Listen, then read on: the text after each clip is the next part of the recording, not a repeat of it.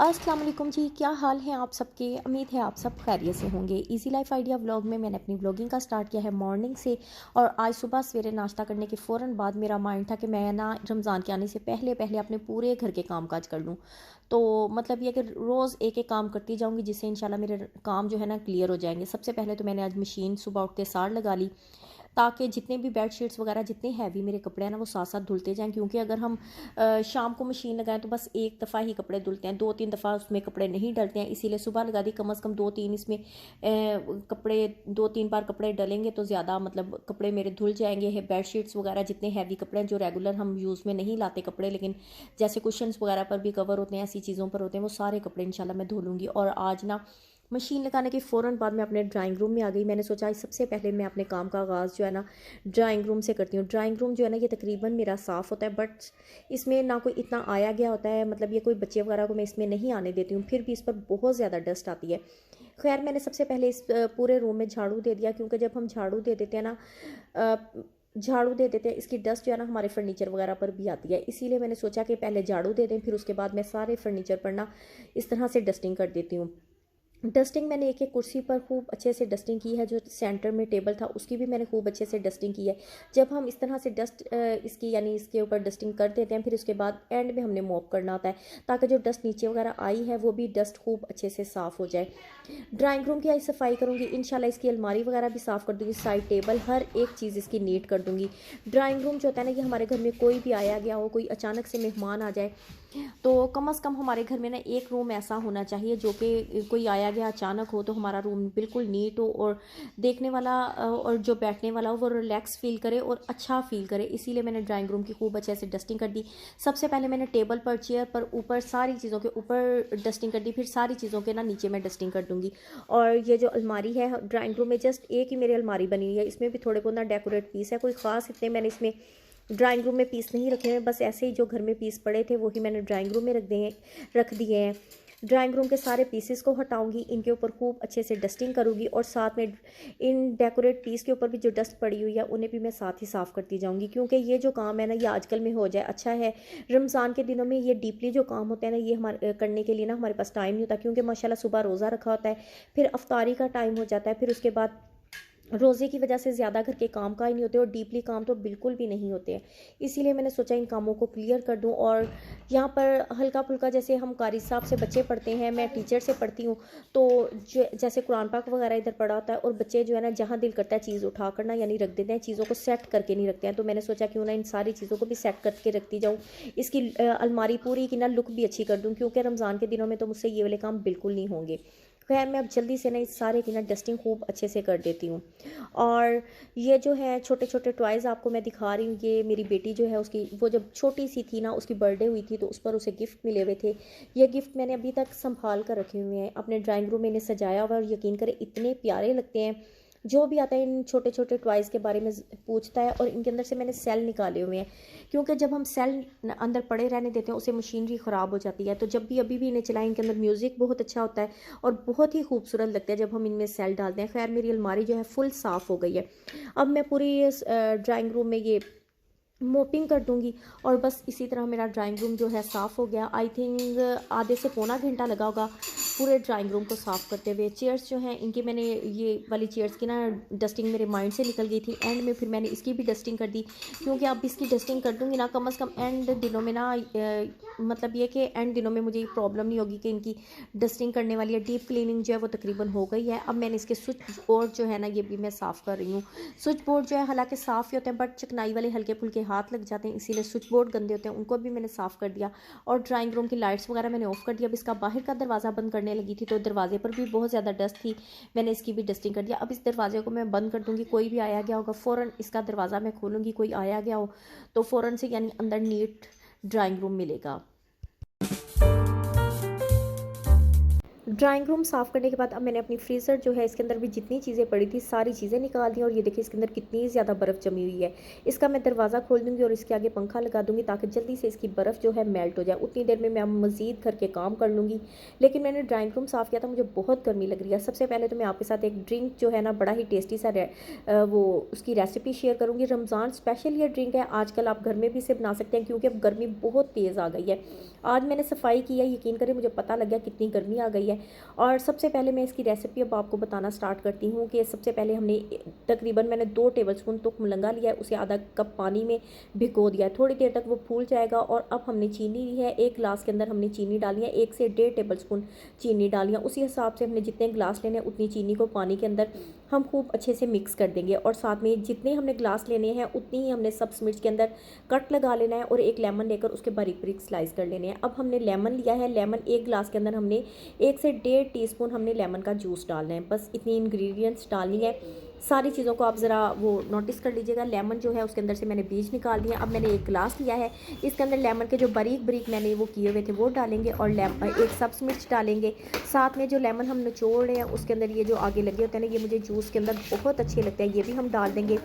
और जो चीनी मैंने घोल कर रखी है अंदाजे से यानी मैंने आपको बताया ना, एक ग्लास के अंदर 1 से 1.5 टेबलस्पून चीनी डालनी है, उतनी चीनी डाल देंगे। अंदाजे से आप डाल दीजिएगा, कोई ऐसी बात नहीं है। साथ में 2-3 चुटकियाँ हमने नमक की डाल देनी है और बिल्कुल चूरा हुई हमने बर्फ़ यूज़ करनी है और साथ में बिल्कुल ठंडा पानी हमने इसमें डाल देना और क्या उसे कहते हैं, तुक मलंगा जो है वो भी हमने तकरीबन 1 टीस्पून इसमें डालकर खूब अच्छे से मिक्स कर लेना है। मैंने 1 गिलास बनाया था बट माशाल्लाह से मेरी फैमिली है, सारी फैमिली कहती हमने भी ये जूस पीना है। यकीन करें इतना टेस्टी था। 1 गिलास मैंने बनाया और पूरे घर वालों की फरमाइश आ गई कि ये बनाओ, ड्रिंक बनाओ, बहुत टेस्टी ड्रिंक है। सेम आपने इसी तरह करना है। 1 लेमन जो बारीक काटा हुआ था वो हमने सारे स्लाइसेस इसमें डाल देने हैं और जितने गिलास हम बना रहे हैं सारी सब्ज़ मिर्च इसमें डालनी है। सब्ज़ मिर्च से ये नहीं होगा कि सब्ज़ मिर्च की तेज़ी आ जाएगी, बट इसमें सब्ज़ मिर्च की एक अच्छी सी खुशबू आएगी और एक अच्छा सा फ्लेवर आ जाएगा। चीनी जो हमने पानी के अंदर घोली हुई है वो भी हम डाल देंगे और पीसी हुई जो बर्फ़ है वो भी डाल देंगे। तुक मलंगा जो है वो भी 2 से 3 टेबलस्पून मैं तकरीबन इस टाइम पे तुक मलंगा डालूंगी और साथ में पुदीने के जो पत्ते हैं इन्हें भी मैंने वॉश करके रखा था, ये भी खूबसूरती के लिए यूज़ होंगे और इनकी खुशबू बहुत अच्छी होगी। और साथ में अपने फ्लेवर के हिसाब से हमने काला नमक इसमें डालना है। यकीन करें बहुत टेस्टी ड्रिंक बना है, आप इसे ज़रूर बनाइएगा और मुझे कमेंट्स में ज़रूर बताइएगा। और यकीन करें ये ड्रिंक पीने के बाद ना मेरी सारी गर्मी ख़त्म हो गई और इतना मुझे सुकून आया। रमज़ान के दिनों में इंशाल्लाह मैं ये ड्रिंक ज़रूर बनाऊँगी, आप भी ज़रूर बनाइएगा। अब जनाब मैं अपने पूरे घर की सफाई करने लगी हूँ क्योंकि आज मैंने सबसे पहले सुबह जो उठकर अपना माइंड बनाया हुआ था ना कि मैंने ड्राइंग रूम साफ़ करना है। शुक्र अल्हम्दुलिल्लाह ये काम क्लियर हो गया। पूरे घर की सफाई कर दूँगी। पूरे घर में पहले तो मैंने बुर्श दे दिया है, अब इसके बाद पूरे घर में मॉप दे दूँगी तो शुक्र अल्हम्दुलिल्लाह काम जो है क्लियर हो जाएंगे। बेसिकली जो मेरा माइंड है ना, रोज़ का एक काम करने से यही तो हमें बेनिफिट होगा कि हम रोज़ का एक काम भी करते जाएंगे, साथ साथ हमारे घर के काम भी होते जाएंगे, यानी कि हमें ज़्यादा थकावट नहीं होगी। आई थिंक ये गुड आइडिया है कि हम रोज़ का एक काम करें। जैसे आज मैंने ये काम किया, फ्रिज खोली हुई है, अब इसके बाद इंशाल्लाह फ्रिज कल के व्लॉग में आपके साथ शेयर हो जाएगी। फ्रिज इसके बाद मैं साफ़ कर दूँगी, फिर 1 बाय 1 मैं अपने काम करती जाऊँगी। इंशाल्लाह रमज़ान के दिनों में मेरे जो कामों वाला है ना लोड, वो मेरे ऊपर मुकम्मल तौर पर ख़त्म हो जाएगा। इंशाल्लाह से कुछ रेसिपीज़ भी इसी तरह मैं बनाकर फ्रीज़ कर दूँगी, जिससे रमज़ान के दिनों में भी ना मुझे आसानी हो जाएगी। और रमज़ान के दिन जो होते हैं ना, बेसिकली तो अल्लाह ताला हमारी इबादतों को कबूल करे। इबादत करने का ही मेन मकसद होता है कि हम ज़्यादा से ज़्यादा रमज़ान के दिनों में ना इबादत कर लें और अल्लाह ताला हमारी इबादतों को कबूल करे। खैर सफाइयाँ हो गई, शुक्र अल्हम्दुलिल्लाह सारे काम हो गए। अब मैं किचन में आई हूँ तो ये कल का मेरी बेटी ने ना आपके सामने वो रोल बनाए थे और रोल जो है ना वो इस कढ़ाई में बनाए थे और ये ऑयल जो है ना इतना ज़्यादा काला हो गया, यकीन करें ना तो इसे यूज़ करने को दिल कर रहा है ना तो इसे फेंकने को दिल कर रहा है क्योंकि इतनी ज़्यादा महंगाई है। तो फिर मैंने सोचा क्यों ना इस ऑयल को ना हम साफ़ करते हैं। तो मैंने लिए हैं 2 से 3 टेबलस्पून कॉर्नफ्लोर के और साथ में हाफ़ कप मैंने पानी का लिया है। इन दोनों चीज़ों को हमने खूब अच्छे से मिक्स कर दिया पहले कप में।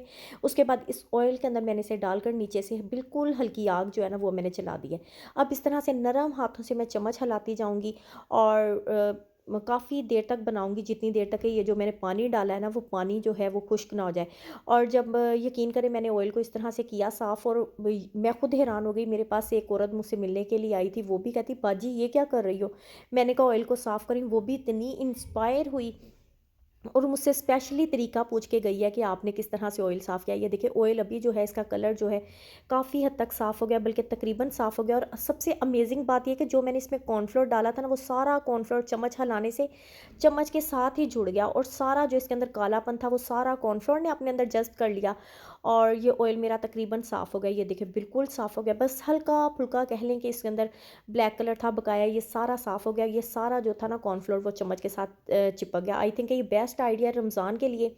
आपके साथ भी यकीनन ये प्रॉब्लम होती होगी कि ऑयल जो है कोई भी चीज़ फ्राई करें, ऑयल ब्लैक हो जाता है, तो आप कॉर्नफ्लोर के साथ ना अपने ऑयल को साफ़ कर लिया करें।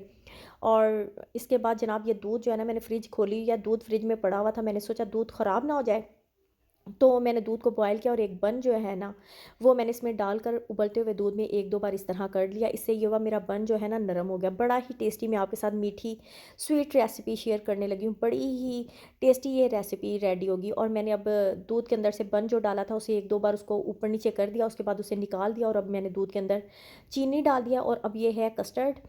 कस्टर्ड जो है ये मैं मैंगो का कस्टर्ड फ्लेवर यूज़ कर रही हूँ। हम आप कोई भी फ्लेवर यूज़ कर सकते हैं, बट मेरे बच्चों को मैंगो का फ्लेवर पसंद है, इसीलिए मैंने मैंगो का लिया। बड़ी ही टेस्टी ये रेसिपी रेडी होती है।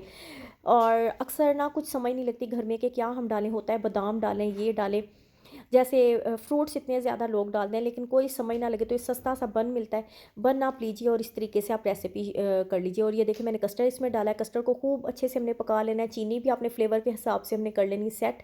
और ये बन जो है, बन के ऊपर इस तरह से हमने सारा जो कस्टर्ड अपने फ्लेवर के हिसाब से हमने टाइट किया हुआ है ना, मतलब फ्लेवर के हिसाब से चीनी उसमें सेट की हुई है, और जितना हमने सख्त करना है उतना सख्त करके, और फिर उसके बाद ना मैंने इस तरह से रख दिया। इसे ज़रा सा मैंने ठंडा किया है, और ये कागज़ के साथ मैंने हार्ट लुक जो है ना इसकी रेडी कर दी। आज घर में बादाम वगैरह कुछ नहीं थे, मैंने जो होता है ना नारियल का पाउडर, नारियल का बुरादा जिसे हम कहते हैं, वो मैं इसके ऊपर ना ये हार्ट शेप में मैंने कागज़ को काटा, इसके ऊपर इस तरह से दिल इसके ऊपर बना दिया सेंटर में। बड़ी प्यारी लुक आ गई थी। यानी कैमरे में इतना क्लियर नहीं आया, लेकिन देखने में माशाल्लाह से हार्ट लुक बहुत प्यारी लग रही थी। और इसकी साइड पर भी मैंने इसीलिए इसी तरह से नारियल का बुरादा डाल दिया। और ये यकीन करें बहुत ही टेस्टी हमारी रेसिपी जो है ना, स्वीट डिज़र्ट जिसे हम कहते हैं डिज़र्ट, वो रेडी हो गया। बहुत टेस्टी ये रेसिपी, आप ज़रूर इसे बनाइएगा। अब मैं रोल फ्राई कर रही हूँ, जो कि मैंने फ्रीज़ किए हुए थे, और आज मैंने दोपहर में खाना कुछ भी नहीं बनाया, यही हम लंच में खाएंगे। यकीन करें जब हम चीज़ को फ्रीज़ करके इस तरह से रख लेते हैं तो हमारी बहुत ज़्यादा हेल्प हो जाती है। आई होप आज की आपको मेरी वीडियो अच्छी लगी होगी। अगर आप नए हैं तो मेरे चैनल को सब्सक्राइब ज़रूर कर लीजिए, और मुझे अच्छे अच्छे कमेंट्स भी ज़रूर कीजिएगा, और अपने फैमिली फ्रेंड्स के साथ शेयर भी ज़रूर कीजिएगा। और वीडियो अच्छी लगे इसे लाइक ज़रूर कीजिएगा, और अपना बहुत सारा ख्याल रखिएगा। इंशाल्लाह मैं भी अपनी दुआओं में आपको याद रखूँगी, आप भी मुझे याद रखिएगा। अल्लाह हाफिज़।